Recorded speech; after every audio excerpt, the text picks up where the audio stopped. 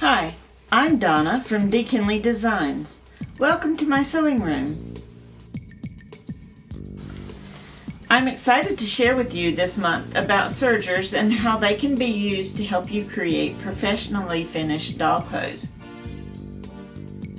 Over the course of the month, we'll take a look at basic serger information along with some tips and tricks. We'll take a look at various basic stitches and then learn how to apply them to a project.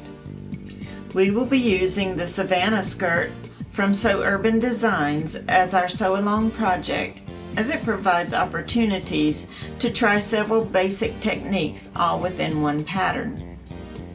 Some people think of sergers as troublesome or intimidating. I see them as a great time saver, much like the microwave in my kitchen. So, what's so special about them?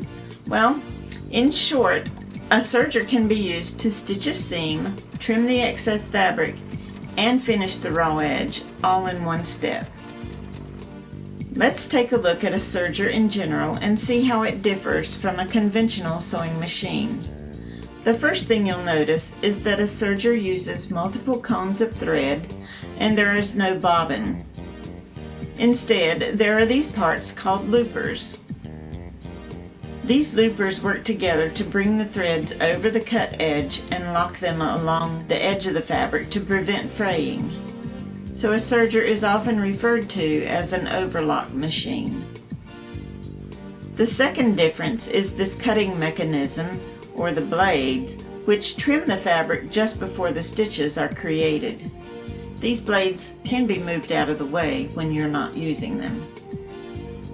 The other main difference is the speed of sewing. The average home sewing machine sews between 650 and 1,000 stitches per minute, whereas the average home serger sews about twice as fast. It's about 1,300 stitches per minute to about 1,700 stitches per minute. If you are thinking about getting a serger, I highly recommend buying from a local shop that provides classes and support. Average prices range from a few $100s for a basic machine up to several thousand for a machine with all the bells and whistles.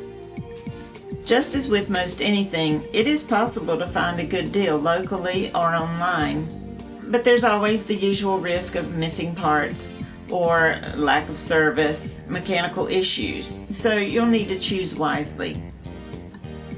If you already have a serger hiding somewhere, then pull it out, dust it off, and let's get to know it